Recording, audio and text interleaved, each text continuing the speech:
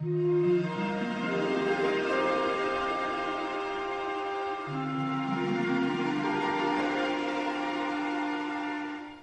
दुर्गेश श्रीमान रायगड.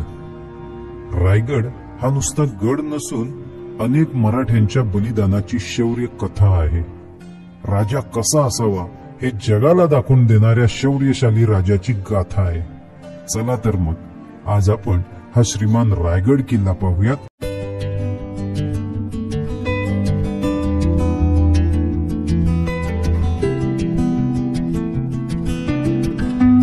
रायगड किल्ल्याचे स्थापत्य होण्यापूर्वी हा रायरीचा किल्ला म्हणून या रायरीच्या खोऱ्यामध्ये उभा होता. यादवांच्या काळापासून हा गड चंद्रराव मोरे यांच्याकडे होता. घनदाट अरण्य व प्रचंड उंची यामुळे रायरीकडे सहसा कोणी फिरकत नसे. पण स्वराज्याला बाधा आणणारे मोरे हे मुजोर होऊन बसले होते. त्यांचा बंदोबस्त करण्यासाठी शिवछत्रपती शिवाजी महाराज कोकणात उतरले. जावळी जिंकून घेतली, रायरी काबीज केली आणि या प्रदेशाला बळकटी आणण्यासाठी इथे गड उभारण्याचे ठरवले. किल्ला म्हणून नावापुरता उभा असणाऱ्या या रायरीची पाहणी करताना महाराजांना हा गड खूपच आवडला होता. गडाविषयी महाराज आपल्या सवंगड्यांना सहज बोलून गेले होते. गड बहुत चकोट, चौतर्फा गडाचे कडे तासिल्याप्रमाणे 1.5 गाव उंच, पर्जन्यकाळी कड्यावर गवत देखील उगवत नाही आणि शिवाय कड्याचा ताशीव धोंडा एकच. दौलताबाद पृथ्वीवरील सर्वात बुलंद गड खरा, पण तोही उंचीने थोटका.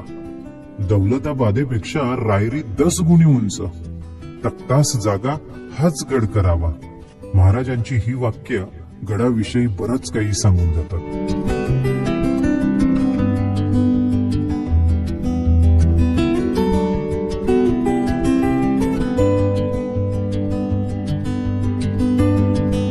महाराजांनी गडाची पाहणी केल्यानंतरच महाराजांनी या ठिकाणी राजधानी स्थापन करायची हा विचार प्रथमतः बोलून दाखवला होता आणि महाराजांच्या आदेशाप्रमाणे रायगड किल्ल्यावर बांधकाम करण्यास सुरुवात झाली. महाराजांनी रायगडावर राजधानी करण्याचे हे ठरवले होते. त्याचं कारणही तितकं तरबेज होतं. कारण उत्तरेस बसलेले यवनी सरदार हे दख्खनच्या पठारावर तर येतील, पण कोकणात उतरू शकणार नाहीत. कारण कोकणात जर त्यांना उतरायचं असेल तर जवळपास 300 घाट उतरावे लागतील आणि या घाट वाटा या तेवढ्याशा सहजासहजी उतरणं शक्य नव्हतं. आणि या घाट वाटांवर प्रत्येक एक किल्ला असा बळकट बांधून ठेवला होता की त्यांना भेदून खाली उतरणे हे अशक्यच.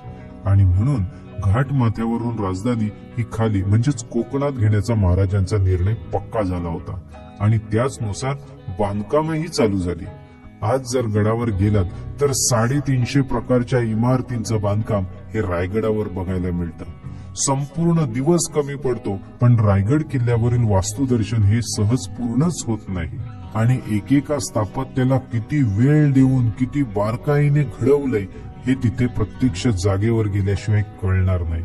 महाराजांनी दिलेल्या सूचनांप्रमाणे रायगडावर किल्ल्याचे बांधकाम हे सुरू झाले आणि बघता बघता ते पूर्णही झाले. आणि या श्रीमान रायगडाने एक देखणा सोहळा पाहिला. तो म्हणजे 6 जून 1674 रोजी शिवछत्रपती शिवाजी महाराजांना झालेल्या राज्याभिषेकाचा हा पुराण पुरुष म्हणजेच श्रीमान रायगड हा साक्षीदार आहे. हा गड जेवढा दिसायला बलाढ्य तेवढाच तो कार्यकर्तृत्वाने मोठाही आहे.